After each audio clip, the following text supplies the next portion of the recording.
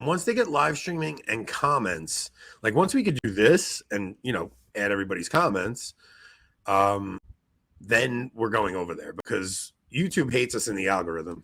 Like they really do. I mean, I look at some of the other channels out there, man, and I'm like what's that guy's name? I just saw somebody the other day. Is like something Beaumont. He's a Protestant. If you're a Protestant convert, like your channel gets 10,000 subs on week 1.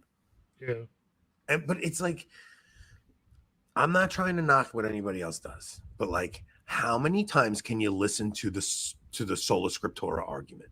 Like honestly, like how many times? Like these guys put the most typical Catholic answers, clips up. It's like why I reject Sola Scriptura, why I reject faith alone, why I have accepted Rome. And it's like, how many times can you guys listen to these? Like, I don't get it. They all have like 20,000, 30,000 views from a guy who just started his YouTube channel last week. That's not a bad idea, Sean. That is a good idea. No, because even our clip of like having Nick Cavazos tell his conversion story, like we get 700-800 views on it. It's weird. It's like we had our best video is Father Isaac video. That's gonna be the first one to hit 10,000. And if you look at the analytics on that, it's from largely from people sharing. It's not so much from the search. It's from people sharing it. So I'm sure he is, Len. I've never actually listened to him.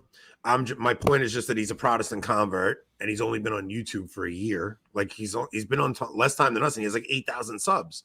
So it's like, it's exactly like there's such tiring argument. Like how many times can you guys hear the same argument? Because it's Catholics listening. It's not Protestants like seeking the truth.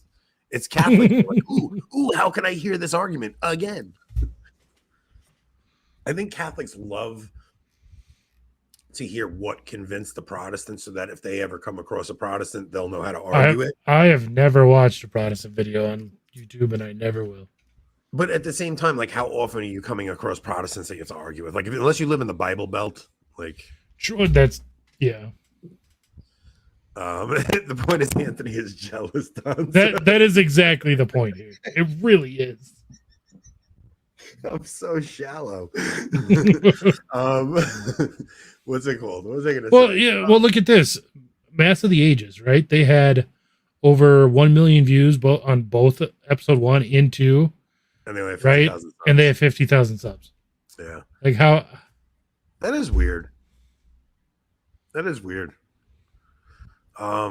Yeah, so it's like I don't know, like there's weird things that catch the algorithm and take off.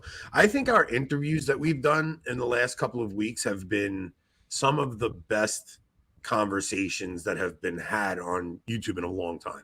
Like I'm not going to say ever or anything, but like I feel like there haven't been like interesting conversations in a while because you always see the same people having the same conversations.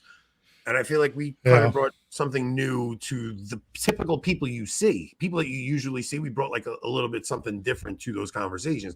Like even Molly said in one of her comments to one of our videos, she said, I like that you're having on people who are typically known for controversy, but you're not going into like their typical thing they're known for with them, right? Like you have Taylor on and you talk biblical typology. You have Father Isaac on and you just talk the Catholic faith, his conversion story, things like that. The Joshua Charles interview was one of my favorite interviews we've ever done. That and the Patrick Coffin interview. Yeah, they were both good.